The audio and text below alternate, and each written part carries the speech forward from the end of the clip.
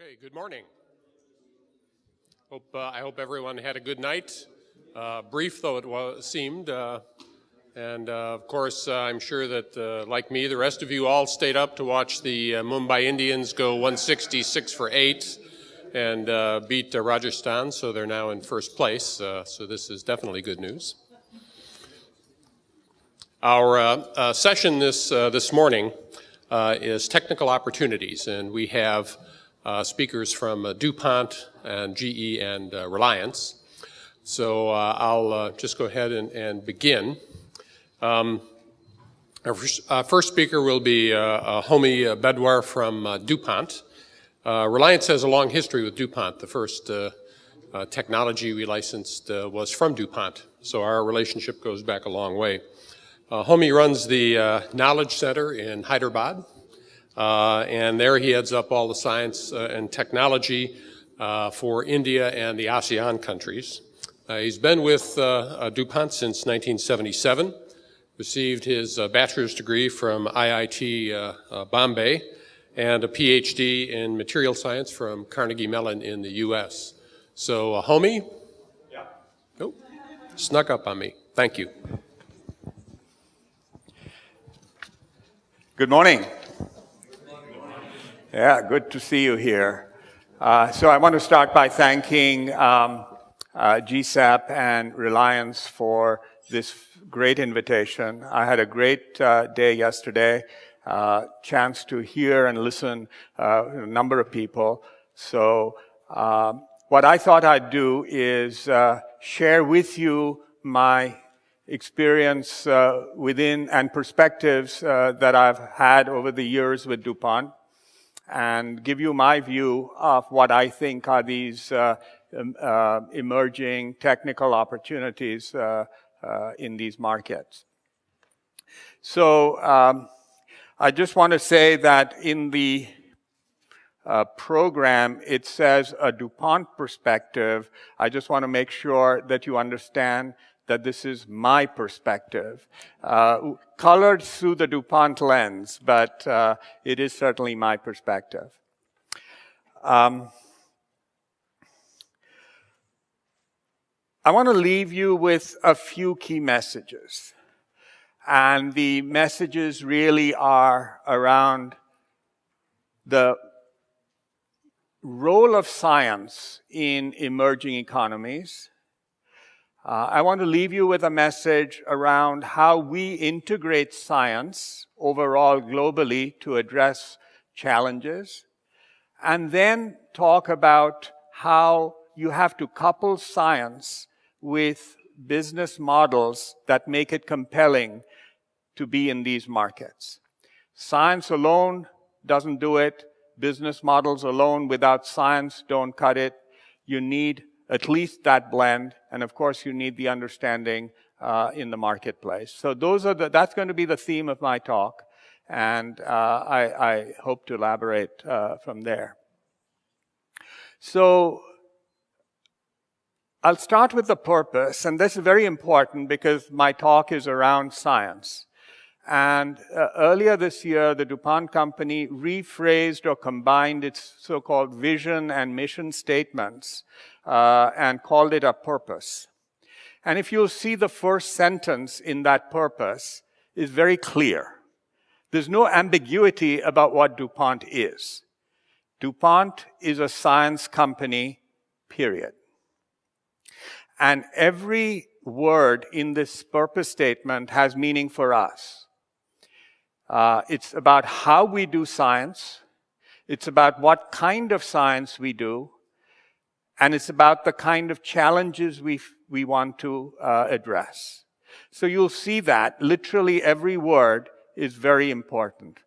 The words sustainability, collaboration, innovation, market-driven science, global challenges, these are the areas that we want to focus on as a corporation. So, in July, DuPont will be 211 years old. And when Mr. DuPont came from France to the United States, he needed a place where he could start a business in 1802. And he needed a source of energy for that business. The business was making black powder. And black powder is used in gunpowder and other explosives and things of that nature. Very hazardous business, and needed a way to mill the powder and combine all the ingredients for black powder. The only source of energy in 1802 was water. And so he chose the Brandywine River region in Delaware as his first place of work. The Brandywine River drops about 124 feet in the last 5 miles. So it was a great source for water power. At that time, the water power was abundant, it was clean, it was free.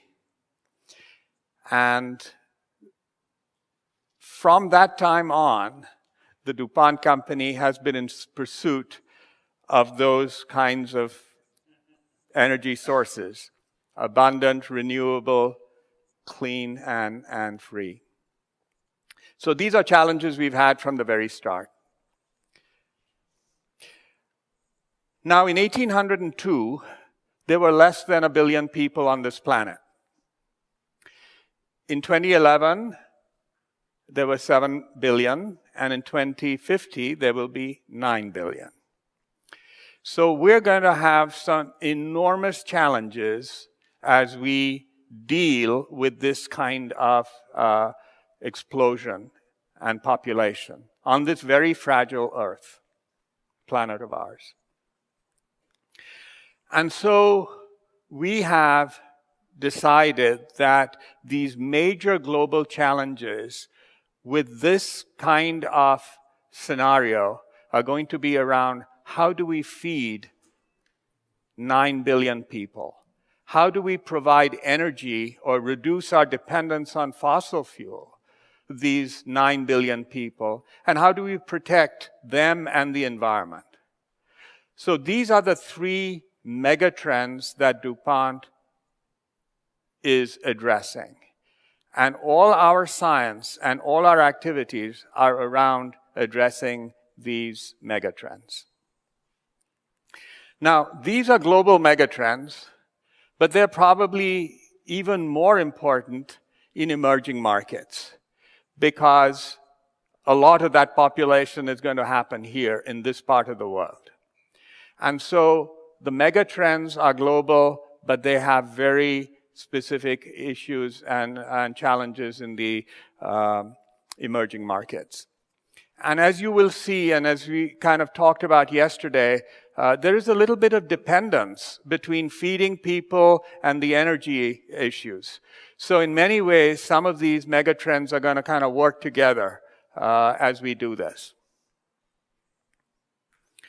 Now, these challenges are huge. And it's very clear that to meet these challenges, no one company, no one entity can address them by themselves. And so we have this concept around what we call the global collaboratory.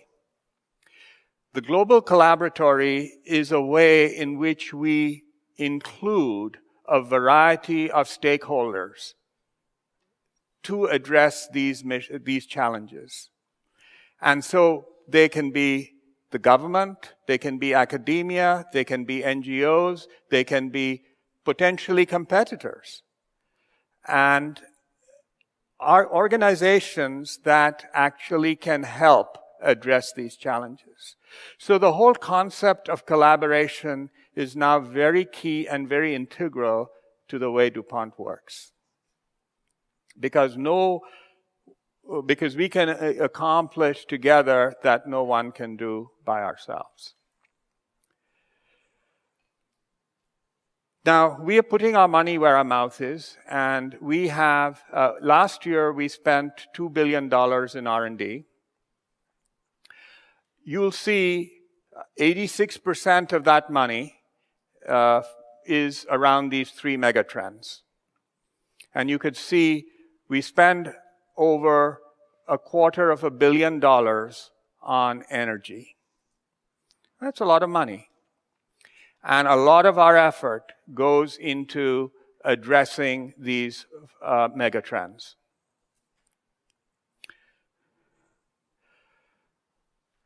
I said we are a science company.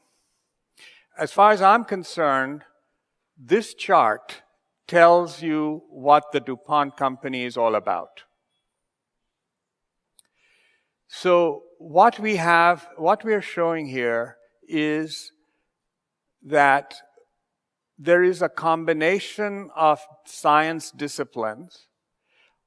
On my left is the cells in green, which are our biology competencies. And in the middle and on the right are our capabilities and core competencies in chemistry and material science. We build these competencies on a platform of engineering, analytical science, regulatory science, modeling, application development, and so on. This is who we are. Now, each competency has rich and deep capability within the DuPont company. So we're not talking about 2 and 5 people addressing these competencies. We're talking about hundreds of people all over the world. In many cases, world-class scientists known for their contributions to the world in some of these competencies. And what we do now is to use these competencies in different ways to address the megatrends that I talked about. And I want to give you some examples of how we do that and how we could do that in emerging markets. But before that, I want to share with you that we have laboratories all over the world.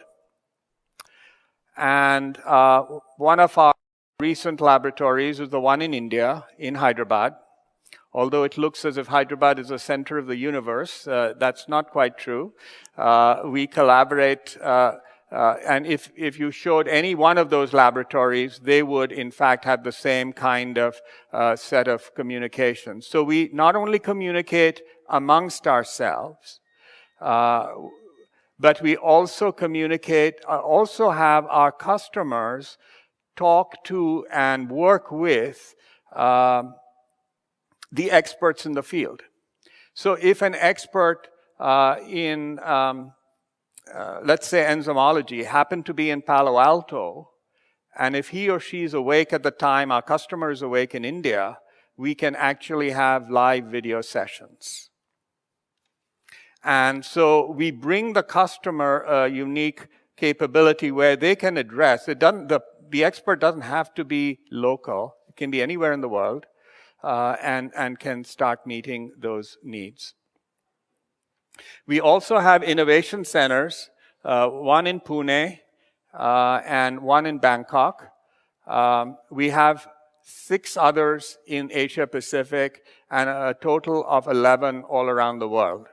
And these innovation centers are portals where customers can come, talk, and see our products, and then communicate with, as I said, these experts all over the world.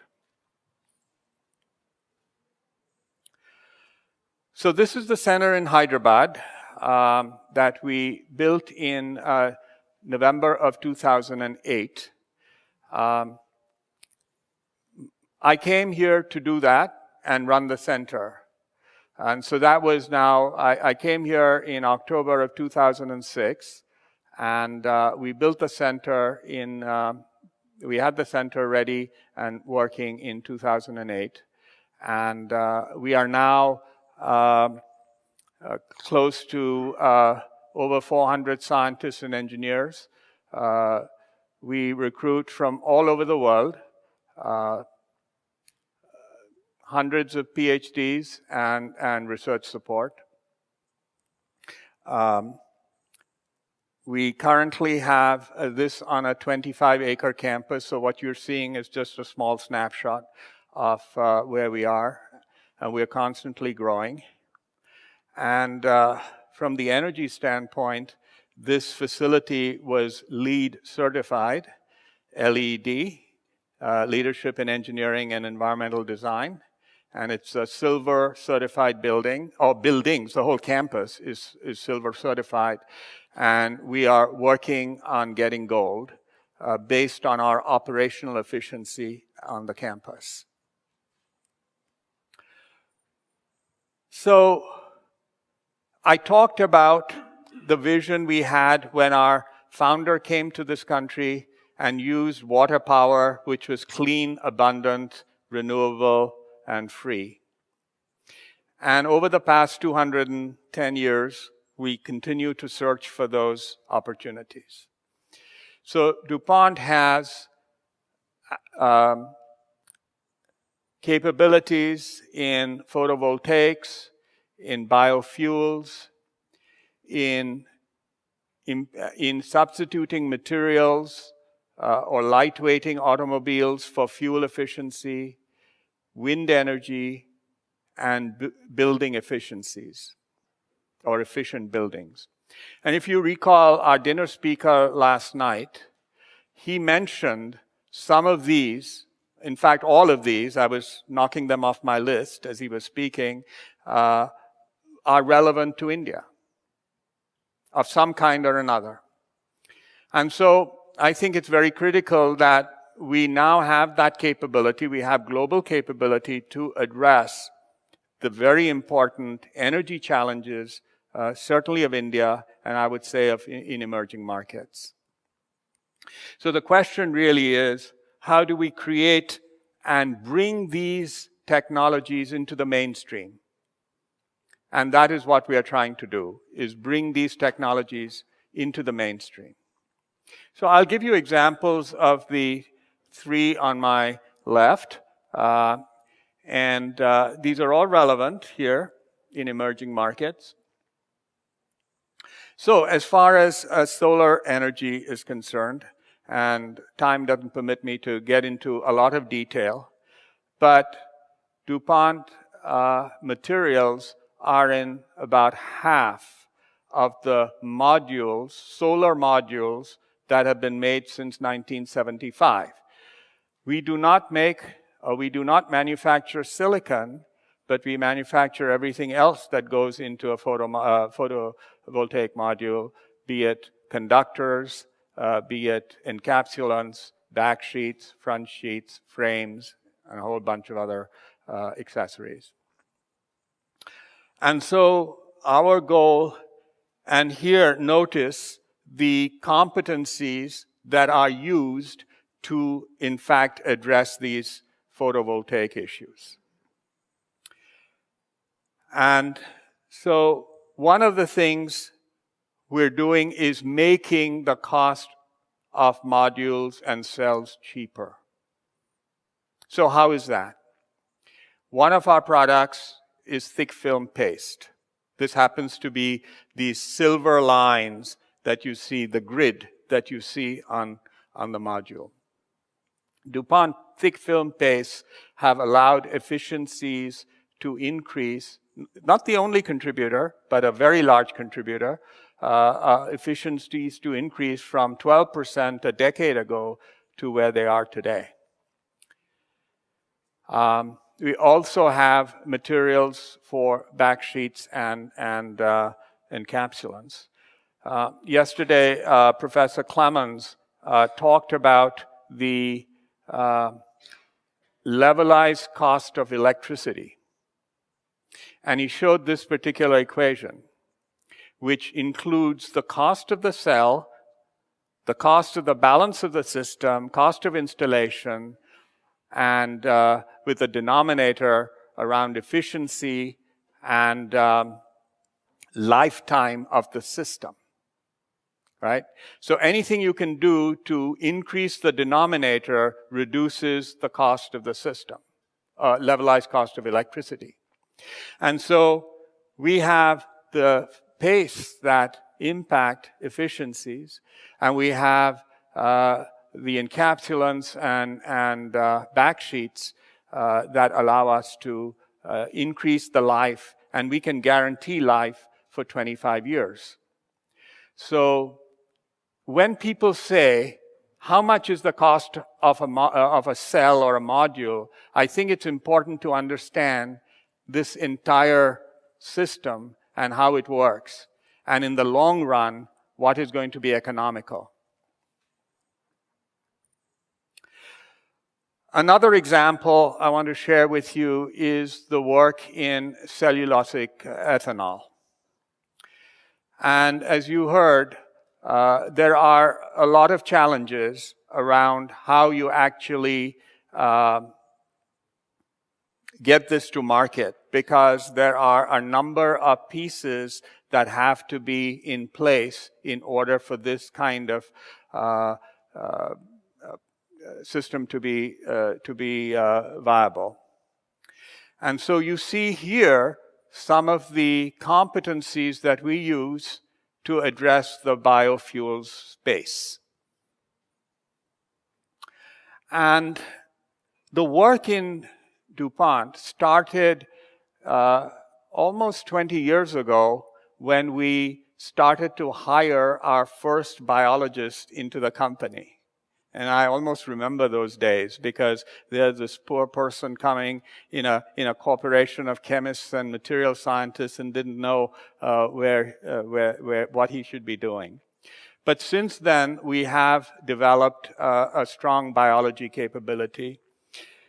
But it's done through collaboration. So we didn't have this to begin with, but other organizations and companies did. So we worked with the Department of Energy to set up consortia where we, in fact, brought, and the Department of Energy brought in certain corporations that could impact the creation of an integrated corn biorefinery. So I have some of the names. They're not all of them here. But the point I want to make here is that when you do not have the capability, you need to be able to collaborate and bring others into the fold. And so at this point, we can actually go from one end to the other in cellulosic ethanol. 3 years ago, we had a demonstration facility in Bhedwar, Tennessee, where we have been generating data for all of these stages that you see here, and getting data for a commercial facility, and we broke ground last November in Nevada, Iowa. So it's not in Nevada, but it's in Iowa. It's the city of Nevada in Iowa. And that facility will be operational in mid-2014, at which point we will be generating 30 million gallons per year of biofuel, cellulosic ethanol, ethanol from cellulose sources. That will make us, I believe, the first and largest capability in the world with a full demonstration of cellulosic ethanol. Now, some of these things happen because, and I highlight a particular point here, and I've shown here a block that shows this thing called accelerase. Accelerase is an enzyme that at one point, that was an area that we needed filled as far as DuPont competencies were concerned. And a company called Genencor, happened to be in Palo Alto, was a partner in the early consortia stages. And we worked with Genencor over the years, and we decided that they were just a wonderful place, so we bought that company. Actually, we bought the parent in 2011. That was Danisco, and Genencor is a subsidiary of Danisco. So now, in addition to our enzyme capability, we also have some nutrition and health capability that Danisco brings. And this enzyme allows us to do a variety of different things. It's optimized for cellulosic feedstock, cellulosic feedstock. It works on C5, C6 sugar conversion. And it's fast. And it can work with a variety of feedstock. So it can work with wood chips, paper, sugarcane bagasse, municipal solid waste, a variety of things. And we were talking earlier is whether we can put all of these things in one hopper, and away it goes. And that is clearly the holy grail of what you want to do. But this is the thing that we need. So the point I want to make here is that integrated science, coupled with collaboration, can also help you solve many of these challenges. And finally, I want to talk a little bit about fuel efficiency. And that is around lightweighting of cars and how we do that. And we use these kinds of capabilities to address lightweighting. And so what does lightweighting mean? It really is substituting metal with polymers in various parts of the automobile. So it can be structurally, it can be component-wise, and you see some of the examples. I certainly don't want to go through all of them, but see some of the examples where we've substituted metal components with polymers. And for every 11 kilograms that you can lighten, you save barrels of fuel. So, coming to our point around emerging markets, so I wanted to set the stage around global science, collaboration, integration, and now apply this capability to some of the challenges we have here. So when we talk about emerging markets, we have to look at it holistically. There are clearly the challenges in our rural markets, the urban, rural, poor, but there are also challenges with the urban middle class. And the middle class in this country is growing tremendously. And so what we have to be doing is looking at it holistically in an emerging market, looking at all of these areas and addressing the challenges. So the main thing that keeps coming up is around affordability. And so all of these solutions need to be affordable, and they need to be customized for the specific needs in the marketplace. And many of the speakers yesterday talked about understanding the need of the customer. And so, from an energy standpoint, India has renewables, it has the fossil fuels, and on here you'll see some of the challenges in the energy markets. There's power deficits, there are transmission losses, there's an overdependence on fossil fuel, and different demands during the day and night in terms of supply and demand. Huge challenges. So one of the things we do as trying to understand the needs of the marketplace is, a few years ago, a team of DuPonters broke up and went to various parts of India, just as you did, just as the Stanford team did a few days ago, and really tried to immerse and understand some of these challenges. And here is an example, for instance, of a village in Jhansi, which is off the grid, and this village actually has 24/7 electricity.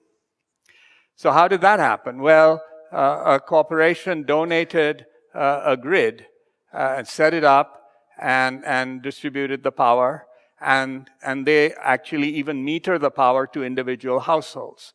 So you can actually, each household gets a little bill, and they pay based on the electricity they used.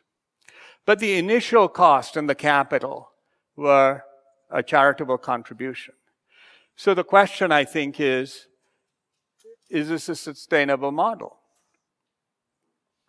And probably not, because we just don't have, in this particular case, a way to do that. And so yesterday we heard the gentleman from Meragaon Power talk about a mini grid system and how he looks at his company. There are many other examples. I have one here of a company called Gram Power. Some of you may have heard of them. So I want to make sure this is not an endorsement of Gram Power. We don't know much about them. I just thought it was an interesting looking model, which probably needs to be continued to be improved and looked at. But they have a way of actually getting paying for that initial capital, and then through a fairly secure system, getting the money back to them in a relatively efficient way. And so it's going to need models like this that are going to be able to be used. But even a model like this needs to be scaled up. And one of our speakers yesterday, I believe it was Dr. Barnhart, is it? I'm sorry. Yes, thank you. Talked about the combination of energy generation, PV combined with wind, and are these sustainable? And then do you need to have a storage solution with PV?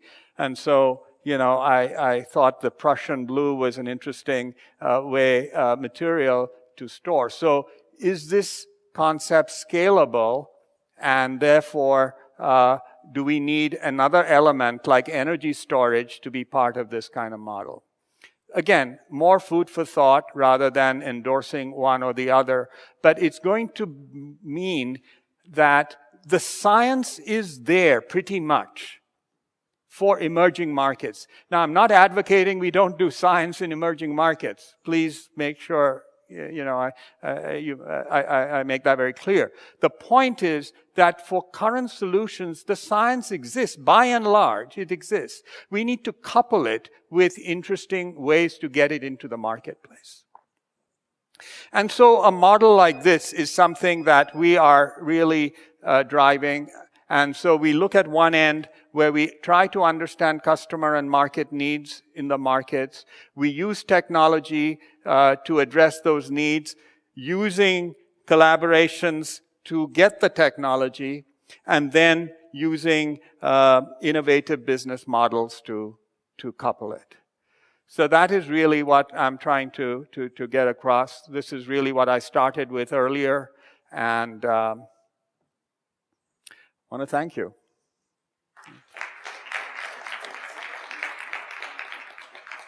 Homi, thank you. Very excellent talk. Some stimulating questions. Any questions from the audience? Yes, Bruce.